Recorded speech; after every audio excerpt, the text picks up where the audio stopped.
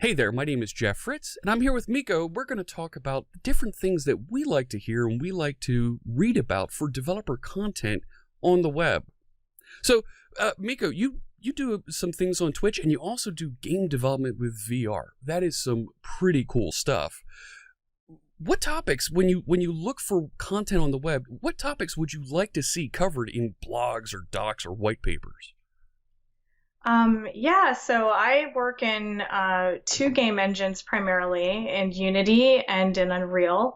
And so most of the time when I'm looking for things, I'm looking for really specific features, game development features. Things like an inventory system or something like that. I like to see how people built it. I also think it's really helpful when somebody has like a series from scratch. So they might have a bunch of videos or a bunch of articles where it starts with a blank template and then goes from there. So those 10-part series, hey, let me show you how to get from point A to point B, from scratch to a complete game, and here's some of the components that I used and how they work together.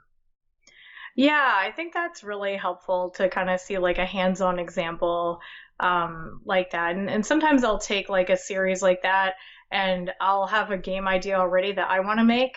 But I'll just follow along, and like when it gets to like this is what the energy system looks like, I'll modify it to be what I want for my game. Okay. It's still helpful. So yeah. when you're dealing with how do I manage the life of my character, their energy, that's when those types of things, I can extend that and make it work for my scenario differently.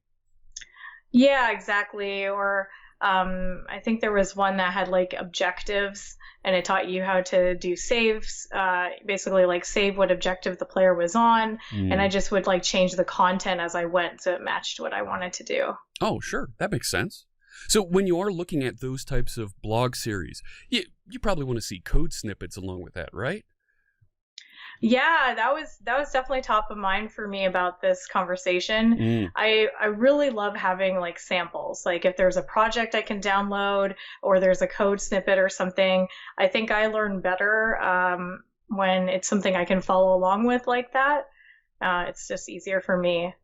Now, when I think about seeing some of those code snippets, and with what we do on Twitch, right?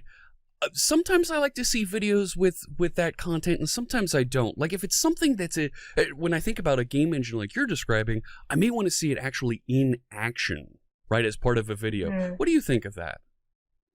I think sometimes it's hard to follow a video, especially if it has code in it, because if the quality of the video is kind of like low and it's blurry, or if it's really about the pacing of the video too, like how long are they showing the relative stuff so you can grab it. And but I think it's definitely been helpful for like game development and things that are maybe have a visual aspect, like probably websites too, where they have going between the code and then like the basically the outcome of what you just did, right? Yeah, I think if we look at the outcome in a video, right?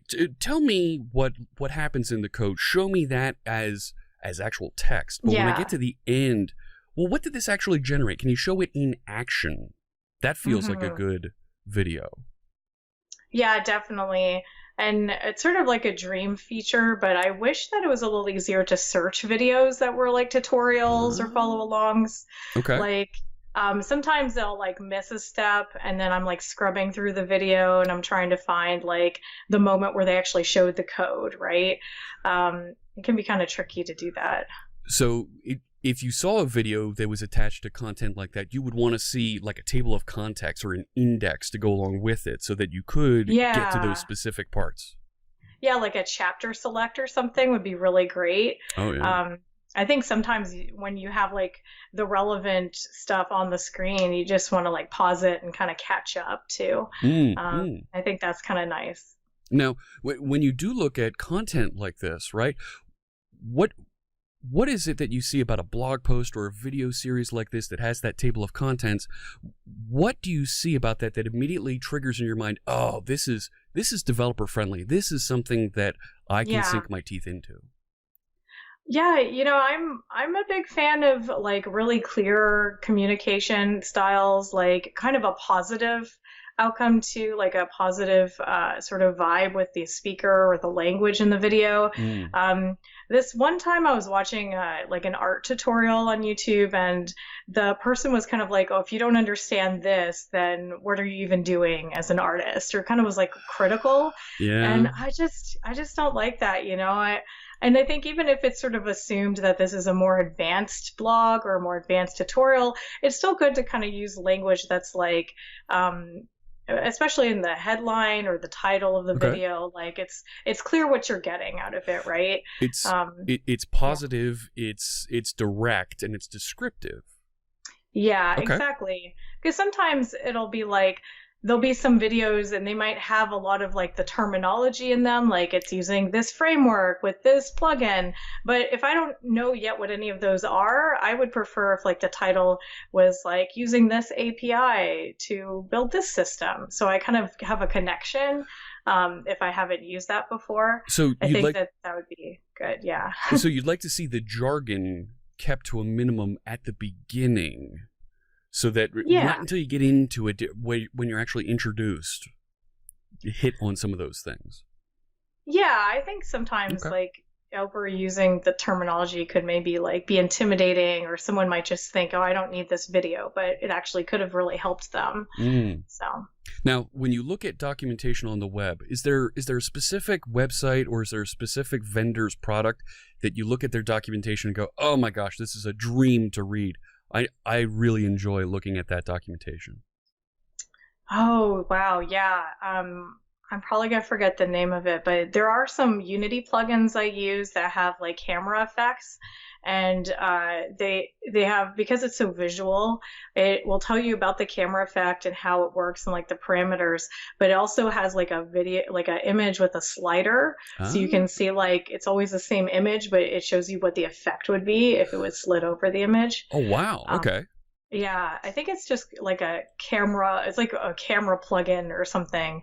But it's got this interactive capability to apply, and that's okay. That's pretty cool to actually see it in action. All right, I would be sold on that as cool documentation as well. Absolutely. Now, my last question, when you look at content that comes from a vendor, right, that comes from a third party, maybe from a blog or a website, how often do you expect to see new content? How often are you coming back and looking for more from those websites? Oh, that's really interesting, because I think most of the time it's when I have a problem I'm trying to solve that I go to, that I would go check it out. I almost feel like if I had a website that I was really interested in, I'd want to like subscribe in some way. Okay. Whether that meant like a mailing list, or like they have a Discord or something like that, where I can always find out when there's a new article that I might want to read. I think that would be really cool. And I guess I would say about weekly based on what you asked. Yeah. But I like the idea of you want to receive some sort of notification.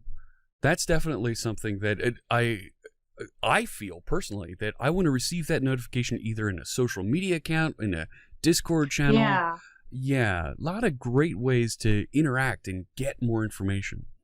Cool. Yeah. All right. Well, thanks so much, Miko, and appreciate you joining us for this Ask a Developer interview. Yeah, thanks for having me.